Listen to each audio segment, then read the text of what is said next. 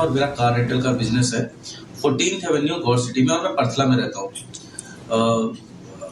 अमित मिश्रा जी हैं जो कि मेरी गाड़ी यूज करते थे अपने कामों के लिए, दबिश के लिए, या उनको जो भी रिक्वायरमेंट होती होगी मुझे नहीं पता, वो मुझसे गाड़ी लेते थे और उनको ड्राइविंग नहीं आती है, तो जिसके कारण वो गाड़ी मैं ड्राइव करता था। ठीक है, मुझे उसका कोई पैसा और कोई रेंट भी नहीं मिलता था। वो बोलते थे कि हाँ कभी कुछ दे देंगे, तो कभी कभी थोड़ा बहुत वो दे दिया करते थे फ्यूल वगैरह, लेकिन अभी तक मुझे उसकी कोई पेमेंट वगैरह नहीं मिली है। अभी 1 तारीख और 2 तारीख की रात के बीच में 1 तारीख की रात और 2 तारीख की सुबह के बीच में क्या हुआ कि उन्होंने किसी को पकड़ा, ड्राइवर को, और उस ड्राइवर ने उनसे उनके ऊपर पैसे लेने के आरोप लगा दिए कि उन्होंने उनसे पैसे ले लिए। सर देखिए, मेरा कार रेंटल का काम है, मेरे पास ठीक ठाक पैसे आते हैं, मुझे किसी भी पैसे वैसे की जरूरत नहीं है। मेरी मजबूरी है कि पुलिस प्रशासन ने इसलिए मुझे गाड़ी देनी पड़ती है, क्योंकि अगर हम गाड़ी नहीं देंगे तो हमारा काम बंद कर दिया जाएगा। और अक्सर ऐसा होता भी है कि कभी चालान काटने लगते हैं कि गाड़ी रोड पे खड़ी है, इस तरह का बहुत परेशान किया जाता है। ठीक है, तो अब उस चीज से बचने के लिए क्या हो रहा है कि वो सारी की सारी चीजें हमारे ऊपर थोप रहे हैं, जबकि पैसे उन्होंने लिए, उन्होंने दिए, मुझे इस चीज की कोई जानकारी नहीं है। मेरा सिर्फ इतना काम था अमित जी को गाड़ी से 7th एवेन्यू तक लाना, और मैंने वही काम किया।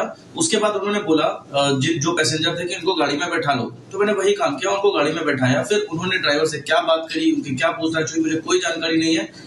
लेकिन इस चीज को लेके मुझे बहुत ज्यादा परेशान किया जा रहा है। मेरे घर पे बार बार छापे पड़ रहे हैं, पुलिस आ रही है और फीमेल मेंबर्स है उनको परेशान कर रही है। कोई कांस्टेबल फीमेल नहीं आती है, रात को 2 बजे वो घर में घुस जाते हैं और बहुत ज्यादा परेशान किया जा रहा है। सर मैं बहुत परेशान हूँ, प्लीज इस चीज पर उचित कार्रवाई करी जाए और पता लगाया जाए कि मामला क्या है और मुझे क्यों इतना ज्यादा परेशान किया जा रहा है। मेरे नंबरों की डिटेल निकाल के मेरे रिलेटिव्स को और मेरे जानने वालों को फोन किया जा रहा है, और एक लड़के को जो कि मेरा जानने वाला है उसको उठाकर बिसरख थाने में बंद करके रखा हुआ है। अब मुझे नहीं पता कि क्यों बंद कर रखा है, लेकिन इस चीज को 24 घंटे से ज्यादा हो चुके हैं। तो सुना आपने, ये आरोपी आशीष है, ये फरार है, इसके लिए भी दबिश दी जा रही है। खुद ही ये उन तमाम बातों को कह रहा है, ये खुलासे कर रहा है, दोस्ती भारी पड़ गई है ये कहा जा रहा है, और उस वजह से तमाम वो जो नंबर्स हैं वो खंगाले जा रहे हैं। लेकिन आइए अब हम आपको बताते हैं कि सवालों में क्यों है नोएडा पुलिस की कार्य प्रणाली।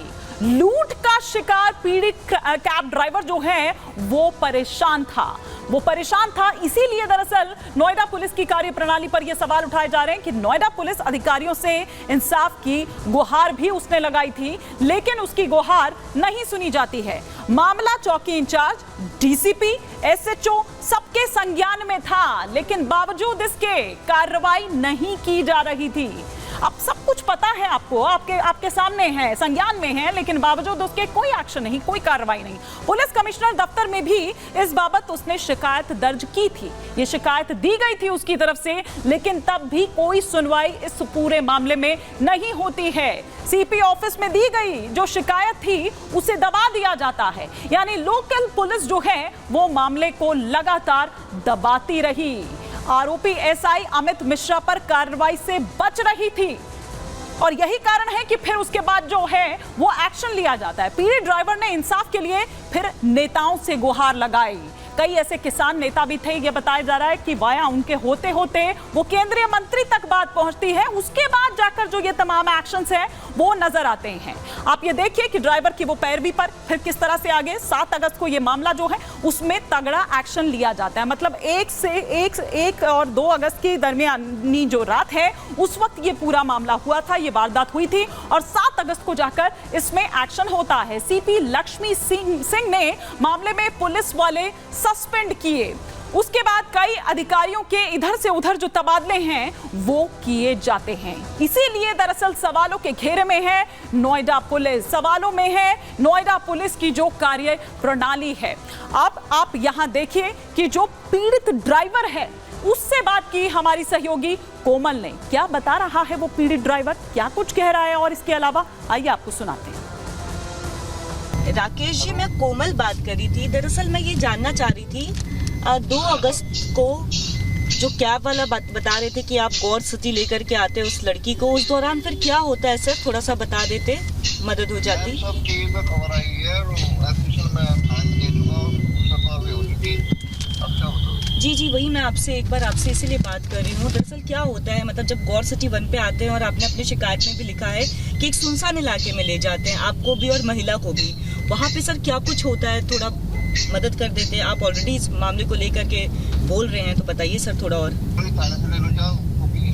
हाँ नहीं अच्छा, तो आप जब मतलब आप लोग गाड़ी से गौर सिटी 1 से आप जा रहे होते हैं और उसी दौरान फिर मतलब ये आपकी गाड़ी को रोक करके अभद्रता करते हैं। अजय शादी घटना में वाली की तो रखी तो कुछ होगी वो हकीकत में देखते रखी।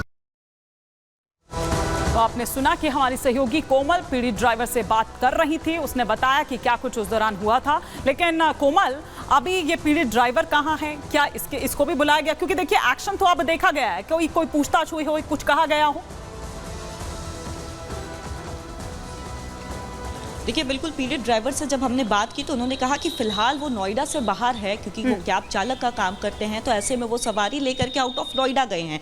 लेकिन शिकायत को लेकर के उन्होंने कहा कि जो घटना हुई थी उसका पूरा विवरण उन्होंने पुलिस में भी दिया, शिकायत पूरी बताई कि किस तरह से वो एक पैसेंजर को लेके आते हैं, लेकिन इस दौरान उनसे लूट होती है, 7,000 रुपये की लूट होती है। इतना ही नहीं, जब बल्कि वो उस SI को बोलता है कि उसके पास पैसे नहीं है, आखिर वो आगे कैसे जाएगा, उसको खर्च के लिए कुछ पैसे दिए जाए। तो ऐसे में 500 रुपये जो है वो SI उसे 500 रुपये खर्च के तौर पर देता है कि आखिर वो अपने आगे चली जाए, जहां पे उसे अपने घर जाना है, जो घर का खर्च है उसके लिए वो उसे 500 रुपये देता है, लेकिन बाकी के पैसे वो रख लेता है। इसी को लेकर के देखिए ड्राइवर भी लगातार बोल रहे हैं। लेकिन अगर हम इस पूरे मामले की गहराई में जाए तो कई गंभीर सवाल भी ईमानी खड़े होते हैं कि आखिर जब इस तरह की शिकायत लेकर के कैब ड्राइवर ऑलरेडी सबसे पहले पहुंचा था तो आखिर उसकी बात को सुना क्यों नहीं, उसकी बात को सुना क्यों नहीं गया? और जतिन, आप ये देखिए कि ये रक्षक हैं, अगर यही ऐसा काम करेंगे और फिर आप ये देखिए कि जिनको कार्रवाई करनी चाहिए थी, जिनको एक्शन लेना चाहिए था, वो लगातार इस मामले को दबाते रहे। अगर नहीं ऊपर से ऑर्डर आता, अगर नहीं लखनऊ से ऑर्डर आता,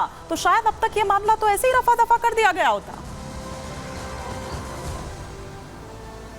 आज बिल्कुल, और आप इसको इस लिहाज से भी समझिए कि नोएडा की जो कमिश्नर है लक्ष्मी सिंह, उन्होंने जब इस पूरे केस में इंक्वायरी शुरू की तो एक ACP रैंक के ऑफिसर को इंक्वायरी का जिम्मा दिया गया, जिसके बाद तमाम DCP रैंक के ऑफिसर थे उनके तबादले कर दिए गए।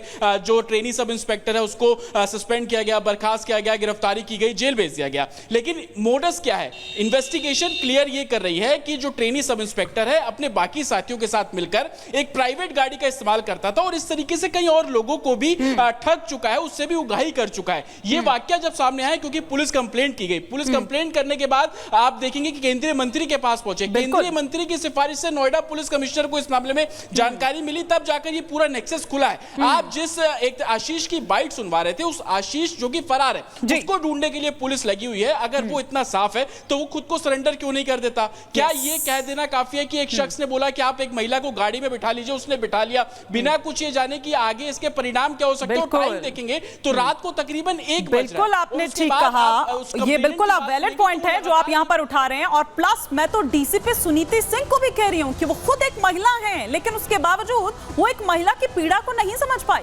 लेकिन खैर, बहुत शुक्रिया जतिन आपका भी और कोमल आपका भी इस तमाम जानकारी के लिए।